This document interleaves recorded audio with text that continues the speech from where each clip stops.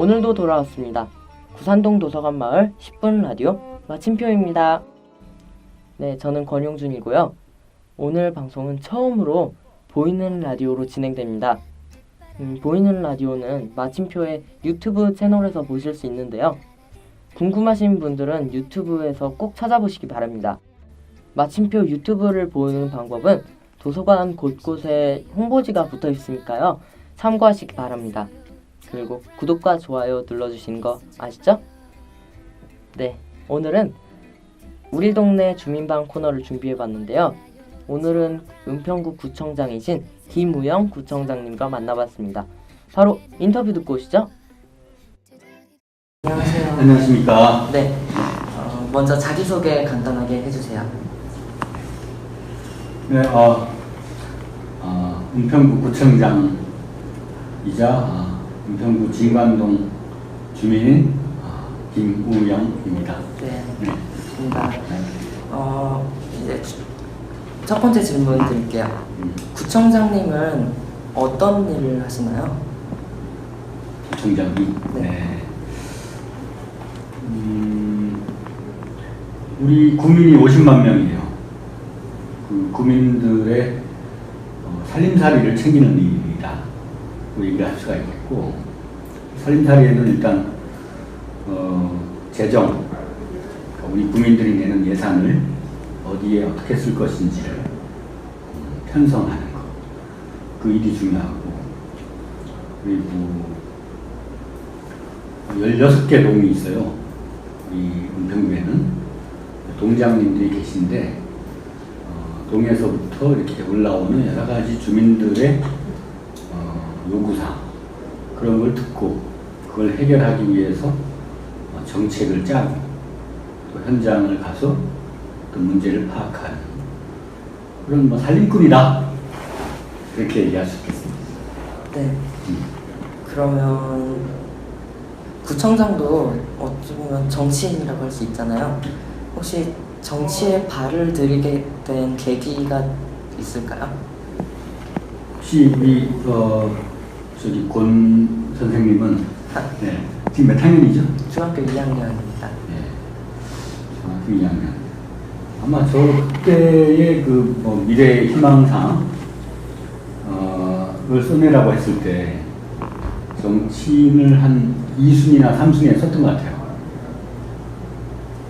1순위는 신문기자 이런 걸 써냈던 것 같아요. 그 중학교 때. 왜 그런 생각을 했는지는 잘 모르겠어요. 뭔가 이렇게 세상이 바뀌었으면 좋겠다. 그 바꿀 수 있는 힘을 가진 존재가 정치인이다라고 생각했기 때문이 아닌가, 그렇게 생각을 하고, 저는 이제 학생 시절에, 대학생 시절에 학생회장도, 과학생회장 이런 것도 했었고, 또 사회에 나와서도 뭔가 이 세상을 변화시키는 일이 있으면 좋겠다, 그런 생각을 했었는데, 대학을 졸업하고 첫 직장을 이제 어떻게 보면 국회 비서로 들어왔죠. 제가 존경하던 교수님이 국회의원이 되셨고, 그분 밑에서 정치를 4년 동안 현장 학습을 엄청 열심히 했어요.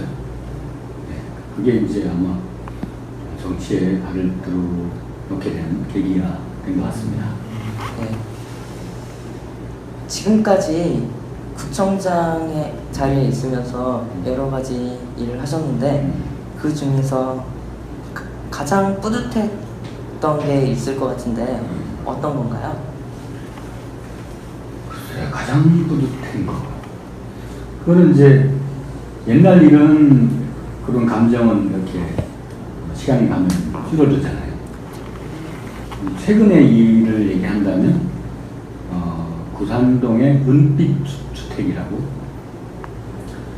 혼자 사시던 어르신들 11분이 한 공간에 가서 생활할 수 있도록, 그러니까 원룸, 어르신 원룸 주택, 어르신 원룸주택 같은 것을 만들었고, 옥상에는 텃밭, 또 한 개층은 아예 함께 뭐 경로당처럼 낮에 모여서 이야기 나눌 수 있는 그런 커뮤니티 공간. 그 다음에 1층은 어르신들이 차가 없잖아요. 대신에 이제 그 주차장이 확보가 되어 있기 때문에 바깥쪽에 주차가 필요한 사람들에게 주차 공간을 이용할 수 있도록 그렇게 해서 어르신들에게 일자리도 될 수가 있고, 그리고 혼자서 반지하 같은 데서 사시다가 그것도 임대료도 뭐 한 달에 20-30만 원씩 내시다가 아주 적절한 채광과 조건이 갖춰진 새로운 집에 아주 적절한 임대료로 이렇게 들어올 수 있게 돼서 어르신들이 너무 고마워하시더라고요. 그런 일을 앞으로 더 많이 만들어야 되지 않을까 생각하고 있어요. 아까 말씀하신 적절한 임대료라면 어느 정도? 그러니까 6평 정도의 공간이에요. 뭐 침대, 냉장고, TV,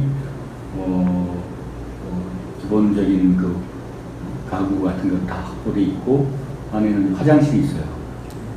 6평 정도에 혼자 사시는데 12만 원. 그러니까 이전에는 반지하에 살 때는 방이 3개, 반지하 구조가 그렇게 있어요. 그러다 보니까 임대료가 꽤 비쌌는데, 이제 원룸으로 오시면서 한 6평 되고 임대료도 절반 이하로 줄어들었기 때문에 어르신들이 훨씬 더 행복해진 데다가 친구가 생기잖아요. 이 사람은 혼자 살고 대화의 상대가 없는 것처럼 어려운 일이 없거든요. 그렇죠? 그런 11명의 새로운 가족을 만들 수 있었다라는 그런 느낌을 전해 들었을 때 상당히 기분이 좋더라고요. 네. 혹시 지금 구청장 자리에 있지 않았다면 뭘 하고 계실 것 같으세요? 저는 구청장 되기 전에 국회에서 그러니까 의정활동, 정책 보좌 그런 걸 해왔었기 때문에 아마 지금도 구청장이 아니라면 어떤 그 정책 업무를 하는 그런 결정직 공무원 혹은 뭐 계약직 공무원을 하고 있지 않았을까라는 생각 하나 하고, 또 하나는 이제 더 늦기 전에 공부를 좀 더 해보자. 그래서 지금도 제가 대학원생이긴 하지만 뭔가 공부를 하고 있지 않았을까 이런 생각이 드네요. 학생 때는 어떠셨나요? 모범생 아니면 그냥 노는 애? 이제 경계인이었죠. 공부를 잘 했어요. 근데 이제 고등학교에 가서 친구들하고 이렇게 막 그냥 하루 종일 입시 그 성적 가지고 아웅다웅 한다는 게 좀 스트레스가 심했고, 그러면서 방황을 많이 했죠. 고등학교 2학년 때는 진짜 심하게 방황을 했어요. 학교를 안 가기도 하고, 또 시험을 거의 거부하듯이 시험지에다가 가나다라, 다나가라 이렇게 쓰는구나. 그러다가 그래도 어떡하겠나, 대학을 가야 하지 않을까. 다시 이제 고3 때 다시 공부를 하면서 했는데 참 힘들더라고요. 성적이라는 거, 남과 비교된다는 거, 내가 하고 싶은 걸 하는 것이 아니라 해야 되는 거에 하는 거, 그게 참 사람을 힘들게 만드는 것 같아요. 네. 지난달 8월 초에 박원순 시장님이랑 네. 함께 구산동 도서관 마을에 방문하셨잖아요. 도서관이 어떤 점이 좋았나요? 그거는 이제 나는 여러 차례 또 그걸 만들 때도 저런 주민들이 참여하고 청소년들도 참여하고 누군가가 만들어서 이렇게 주는 방식이 아니라 그걸 이용하는 주민들이 설계에서부터 운영에까지 그렇게 하는 것 자체가 아주 대단한 혁신적 사례였어요. 그리고 그런 결과물이 아주 뭐 노력의 결과라고 봐야 되겠지만 누구나 봤을 때 참 이렇게 만들어질 수도 있겠구나. 그걸 완전히 신축한 것도 아니고 우리 옛날 살던 벽돌 그게 그대로 남아있잖아요. 그리고 이제 연립주택이나 이런 데는 마치 밀실 공간, 밀실처럼 그런 자그마한 공간들에 뭐 만화 도서관 이런 데가 이렇게 그렇게 돼 있잖아요. 그리고 우리 아마 권 선생님의 선배들, 그 선배들이 서울시 참여예산에 청소년 힐링 캠프 예산을 따기 위해서 직접 가서 프레젠테이션 하고 왜 여기가 필요한지를 서울 시민을 상대로 열심히 홍보 활동을 했었어요. 그거 알아요? 전 모르고 있어요. 예. 그걸 아마 그 사람들 찾아가지고 인터뷰 한번 해보세요. 그래서 청소년, 어른, 엄마 세대 뭐 다양한 사람들이 다 거기에 의지를 모았어요. 그래서 이제 그게 될 수 있었기 때문에 함께 더불어 같이 하면 할 수 없는 일도 만들어질 수 있다. 그렇게 보는 거죠. 그래서 누가 기적은 기적처럼 오지 않는다. 기적이라는 것은 어느 날 갑자기 뭐 백마를 타고 온 왕자가 짠 하고 나타나는 게 아니고 정말 아주 많은 각고의 노력과 사람들 간에 더불어 함께하는 그 과정에서 아주 좋은 우연이 결합되어서 기적이 일어난다. 그 사례가 나는 부산동 도서관 마을이다 생각해요. 네. 문학에 관심이 굉장히 많다고 들었는데요. 혹시 좋아하는 시나 뭐 소설이나 뭐 그런 문학 작품? 요즘은 저는 윤동주를 좋아하는데 뭐 그거는 이제 모든 대한민국의 문학을 좋아하는 사람들이 윤동주 다 좋아하잖아요. 근데 이제 최근에는 그 새로운 길이라는 그 시가 참 마음에 들더라고요. 그 내를 건너서 숲으로, 고개를 넘어서 마을로, 나의 길, 새로운 길, 그런 아주 그런 숲이라는 것과 마을이라는 것, 그런 거를 그분이 20대에 그런 시를 쓸 수 있다는 건 정말 대단한 것 같아요. 그리고 그 문학은 현실을 뛰어넘는 거라고 생각하거든요. 그러니까 우리의 정치, 어떤 경제 이런 거는 현실의 논리잖아요. 근데 현실이라고 하는 것이 어떤 바위 밑에 우리가 탁 이렇게 깔려 있다고 치면 그런 깔려 있는 그 시간과 고통이 클수록 그 희망, 거기서 생각해내는 희망의 크기는 더더욱 커질 수밖에 없는 거예요. 그게 문학 같아요. 비현실적인 거. 희망의 크기.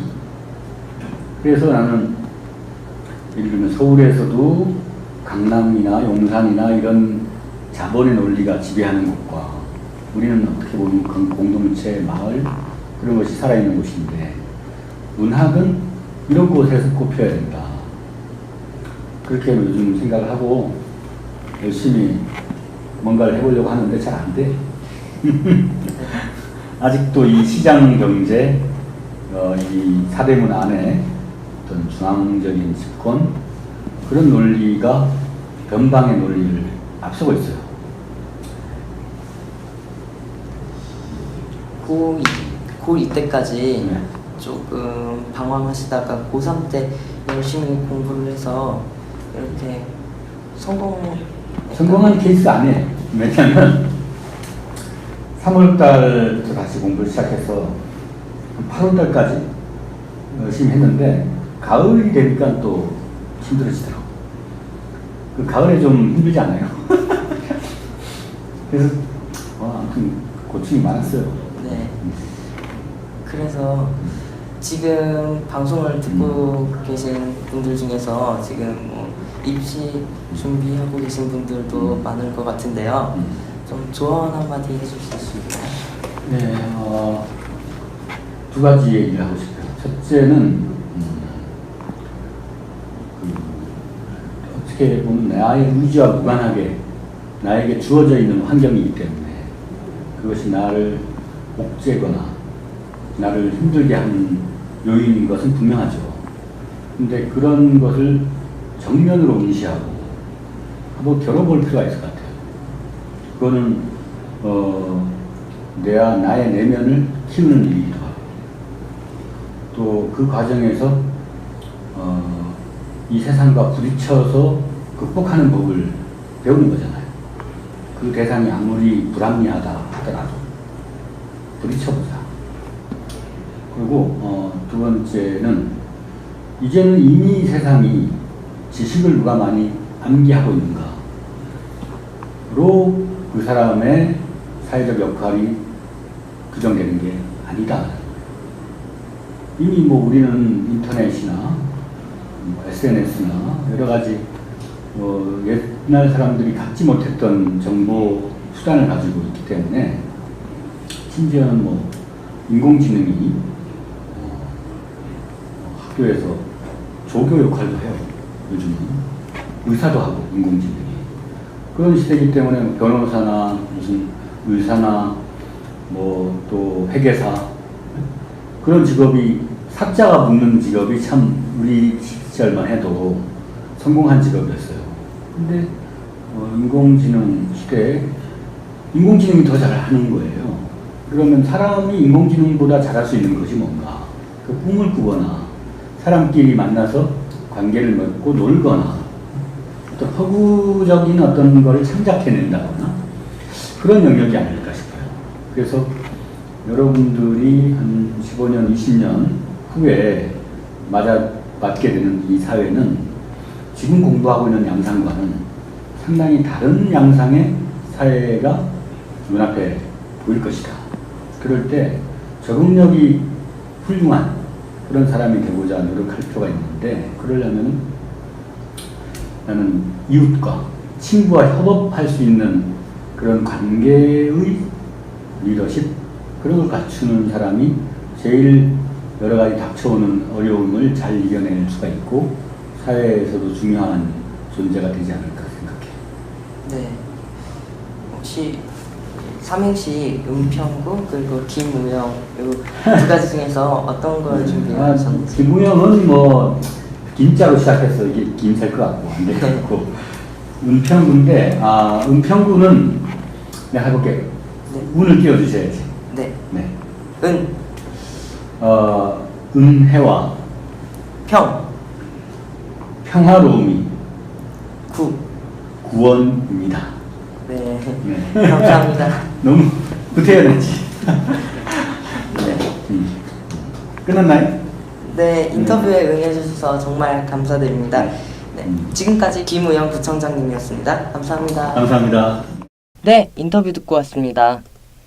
인터뷰 전에 구청장님께 하고 싶은 질문들을 받기 위해서 사연함을 설치했었거든요. 근데 거기에 넣어주신 질문들 중에서 민원형 질문들이 많더라고요. 그래서 민원형 질문들은 모두 구청장님께 전달해 드렸습니다. 모두 빠른 시일 안에 해결해 주시기로 약속하셨으니까요. 모두 해결됐으면 하는 바람입니다. 그리고 아이들이 놀 공간이 많이 없다고 말하신 분이 한 분 있었는데 2019년에 서울혁신파크에 어린이 복합문화시설이었나요? 네, 그게 들어선다고 합니다. 네, 사연 넣어주신 분들 모두 감사드립니다. 네, 벌써 마칠 시간이 됐습니다. 도서관에서 보낸 오늘 하루는 어떠셨나요? 좋으셨길 바랍니다. 네, 그럼 오늘 방송은 여기서 마치도록 하겠습니다. 모두 안녕!